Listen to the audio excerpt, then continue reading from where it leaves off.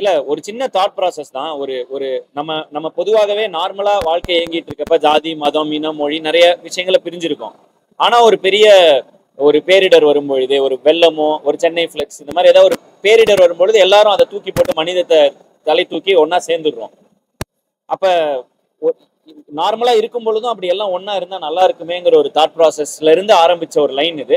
அப்ப அந்த பேரிடரா என்ன இருக்கணும்னு யோசிச்சோம். ஒரு உலக போர் இருந்தா எப்படி இருக்கும்னு தோணுச்சு. ஸோ அதோட அரசியல் என்ன, அது பின்னாடி இருக்கிற உலக அரசியல் என்னங்கிறதெல்லாம் ஒரு ஒரு கற்பனையா கொண்டு வந்து முடிஞ்ச அளவுக்கு ரியலாவும் உங்களுக்கு பாக்குறப்ப இது நடந்துருமோன்னு இருக்கிற ஒரு என்னென்னலாம் பாசிபிலிட்டிஸ் இருக்கோ அதெல்லாம் எடுத்து கற்பனையா ஒரு கதையை உண்டு பண்ணி அதை ப்ரெசென்ட் பண்ணணும்னு நினைச்சோம். ஸோ பெருசா எடுக்கணுங்கிற ஒரு காரணத்தினால பொறுமையா வெயிட் பண்ணி இது இவ்வளவு டைம் எடுத்து இந்த படத்தை எடுத்தோம். ஸோ இதுதான் இந்த படத்து பின்னாடி இருக்கிற தாட் ப்ராசஸ்.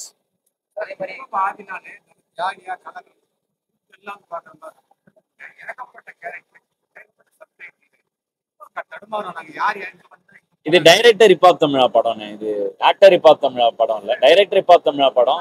ஆக்டர் நட்டி இருக்காரு. ஸோ அவரு தான் இல்ல, அவரை பேஸ் பண்ணி தான் படம். ஸோ அதே மாதிரி நட்டி சார் தான் வந்து படத்தோட ஃபுல்லாவே டிராவல் ஆகுற மாதிரி ஒரு கேரக்டர். ஆமா, என்னுடைய ஏன்னா கதை அவரு தான் என்ன நடந்ததுங்கிறத சொல்றாரு. ஸோ எழுதுறப்பவே அவருக்கு முக்கியத்துவம் கொடுத்துதான் படம் அப்படிதான் இது பண்ணோம். அண்ட் வந்து இது அடுத்த ஒரு இது ரெகுலரான ஃபார்மேட் இல்லாம அதை உடைச்சு பண்ணணுங்கிறது ஆசை. ஸோ அந்த ஒரு முயற்சி தான் இந்த படம்.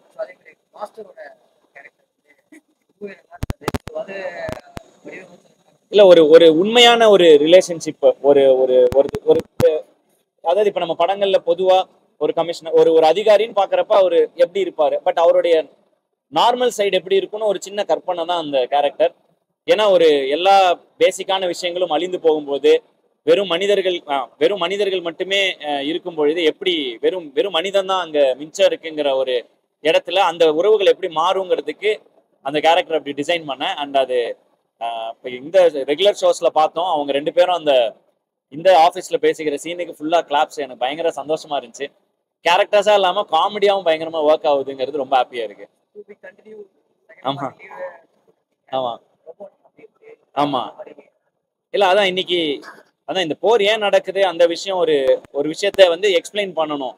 ஏன்னா எப்படி இந்த உலக போர்னு ஒன்று நடக்க போகுதுன்னு ஒரு விஷயத்த சொல்லிட்டோம். அதுல சென்னையில என்ன நடக்குதுன்னு சொல்லிட்டோம். ஆனா கண்டிப்பா படம் முடிஞ்ச வரப்ப இது எப்படி சாத்தியம்னு உங்களுக்கு ஒரு கேள்வி வரும். ஸோ அந்த கேள்விக்கு பதில் சொல்லணுங்கிறதுக்கு தான் அந்த ஆஃப்டர் கிரெடிட் சீனு. ஸோ இதை தொடர்ற முயற்சியில தான் இருக்கும். எழுதுறப்பவே ஆரம்பத்திலே இதை 2 பார்ட்டா தான் எழுதணும். ஸோ இதோட ஃபர்ஸ்ட் பார்ட் வந்து இந்த கேரக்டர்ஸ்லாம் யாரு, இவங்கெல்லாம் என்ன, இவங்களோட பின்புலம், இதெல்லாம் இப்போ ரெஜிஸ்டர் ஆகி அதை பயங்கர என்டர்டைன்மெண்ட்டாக சொல்லிட்டோம். இப்போ அதோட ஆஃப்டர் கிரெடிட் சீன் பார்த்தீங்க. ஸோ இப்போ படம் முடிஞ்சுது, பேர் போட்ட இடத்துல படம் முடிஞ்சுது. பட் ஆஃப்டர் கிரெடிட் சீன்லேருந்து அடுத்த பார்ட் தொடங்குது. ஸோ அங்கேருந்து ஆரம்பிக்குது. அதுக்கும் ரொம்ப ஆவலாக வெயிட் பண்ணிட்டு இருக்கோம். கதை இவங்களுக்குலாம் நரேட் பண்ணியிருக்கோம். ஆல்ரெடி எல்லாரும் எக்ஸைட்டடாக இருக்கும். இந்த படத்தோடைய ஏன்னா நாங்களே தயாரிச்சனால இது எப்படி ஓடுதோ அதை வச்சு தான் இதை அடுத்த படம் எடுக்க முடியும் எங்களாலங்கிற வெயிட்டிங்ல இருந்தோம்.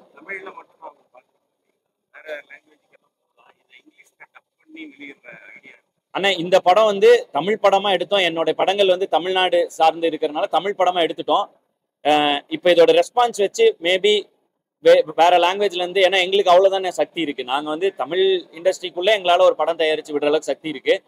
ஆனா ஏதாவது இந்த படம் இப்ப ரெஸ்பான்ஸ் பார்த்துட்டு இருக்கோம். காலையில ரோகிணியில பார்த்தோம், கமலால பார்த்தோம். பயங்கரமா ஒரு ரெஸ்பான்ஸ் வரும்பொழுது ஓகே இது இது இது ஒர்க் ஆச்சுன்னா மேபி ஹிந்தி தெலுங்கு எல்லாம் வந்து போறதுக்கான வாய்ப்பு இருக்கு. ஆனா அது எங்களுக்கு அவ்வளவு சக்தி இல்லைன்னு, நாங்க எங்க சக்தியை முழுக்க தமிழ்ல இந்த படத்தை கொண்டு வரதுல செலவு பண்ணோம். அடுத்த இது போறது வந்து அது படத்தோட ரெஸ்பான்ஸை வச்சு அது நடக்கும்னு நினைக்கிறேன்னு. உங்கள் வாய் முகூர்த்தம் பழித்து இது மற்ற லாங்குவேஜ்லயும் போட்டோம். ஏன்னா இது அனைவரும் பார்க்கக்கூடிய படம், இது மனிதத்தை பேசக்கூடிய படம்ங்கிறனால உங்க வாய் முகூர்த்தம் பழிக்கட்டும்.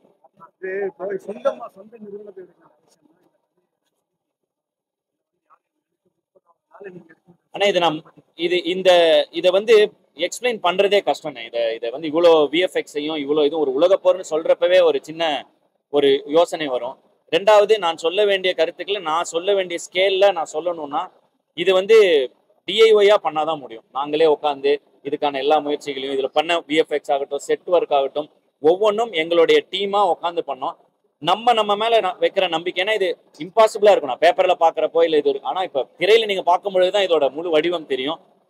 இப்ப எல்லாரும் நீங்களே கேள்வி கேட்குறீங்களா, இப்போ தமிழ் எப்படி இப்படி ஒரு படம்ங்கிற மாதிரி கேட்குறீங்க. ஸோ இந்த இந்த விஷயம் வந்து ஆரம்பத்துல இருந்து இது எல்லாரும் கேட்டனால சரி நம்ம நம்ம பண்ணி காமிச்சாதான் இது நடக்கும். பொருள் செலவா ஒரு ஒரு மார்க்கெட் கேப் இருக்கும், அதை வச்சுதான் தயாரிப்பாளர். பட் அதை தாண்டி நம்ம ஒரு பெரிய படம் பண்ணோம், அப்ப அந்த கனவை நோக்கி குதிக்கணும்னா இதான் வழின்னு இறங்கணும்.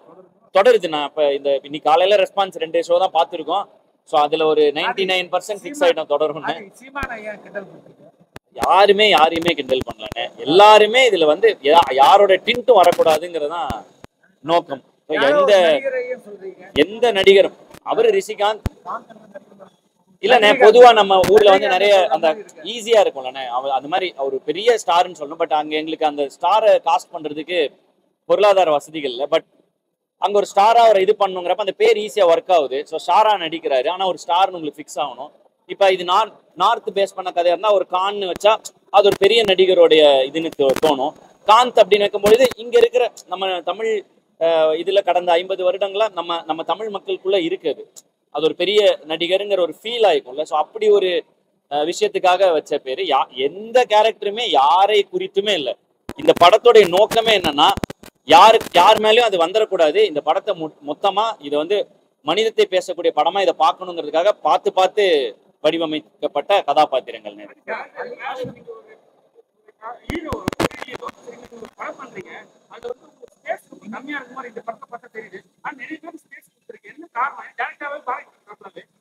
புரியல. இல்ல டைரக்டராவும் இருக்கேன், இசையமைப்பாளராகவும் இருக்கேன்.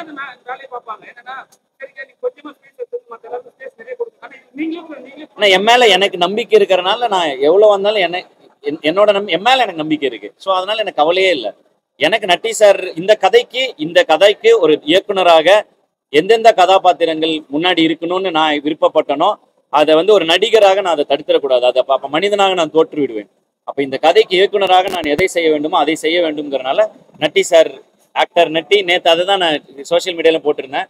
டைரக்டர் ஹிப்ஹாப் தமிழோட படம் இது. இதுல கிங் மேக்கரை வந்து தியேட்டர்ல பார்த்து ரசிங்கன்னு சொல்லியிருந்தேன். ஸோ அதுதான் ஐடியாவும்.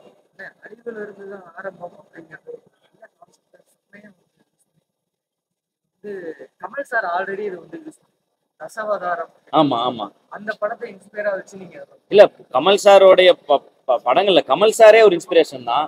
ஏன்னா அவர் ஆரம்ப காலகட்டத்துல இருந்து இந்த மாதிரி தொடர்ந்து உடல் பொருள் ஆவிய கலைக்காக போட்டு எத்தனை படங்கள் மாலை வந்தான்னு அந்த தொழில்நுட்பத்தோட இதுல ஒரு எல்லாத்துக்கும் முன்மாதிரியான ஒரு விஷயங்களை அவர் தொடர்ந்து பண்ணிட்டு இருக்காரு. இந்த படம் ஆரம்பிக்கிறப்ப எல்லாரும் கேட்டாங்க, இந்த ஏன் இவ்வளவு ரிஸ்க்கு, சேர்த்த காசெல்லாம் உள்ள போட்டு பண்ணுமா, இதெல்லாம் தேவையா அப்படிலாம் எல்லாரும் கேட்டாங்க. பட் ஆல்ரெடி ஒருத்தர் இருக்காரு, கமல்ஹாசன் சார் இருந்து காலங்காலமா இதை பண்ணியிருக்காரு. கலையை உண்மையிலே நேசிச்சா பண்ணலாங்கிறதெல்லாம் அவர் சொல்லி நிறைய இன்டர்வியூல கேட்டிருக்கோம். சரி ஓகே, நம்மளும் நம்ம கலையை நேசிக்கிறோம், முயற்சி பண்ணுவோன்னு என் மேல இருக்கிற ரசிகர்கள் இவ்வளவு வருஷம் பார்த்து எங்களை வளர்த்து விட்ட ரசிகர்கள் நம்பி எல்லாருக்கும் பிடிச்ச ஒரு படம் எடுப்போங்க நம்பிக்கையில இந்த படத்தை எடுத்தோன்னே. அவ்வளவுதான், அந்த மாதிரி தான். ஏன்னா இல்லண்ணே, நம்ம எல்லாரும் காப்பாற்ற போறோம்.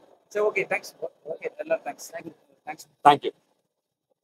நீங்க இதுவரை தந்த ஆதரவுக்கும் நீங்க இப்ப இனி தரப்போகும் ஆதரவிற்கும் என் கையை பிடித்து என்னை சரியான வழியில் அழைத்து செல்லும் அனைத்து ஊடக நண்பர்களுக்கும் ரசிகர்களுக்கும் என் நெஞ்சிலிருந்து என் மனமார்ந்த நன்றிகளை என் சார்பாகவும் என் படக்குழுவினர் சார்பாகவும் தெரிவித்துக் கொள்கிறேன். வந்ததுக்கு ரொம்ப ரொம்ப நன்றி. தேங்க்யூ.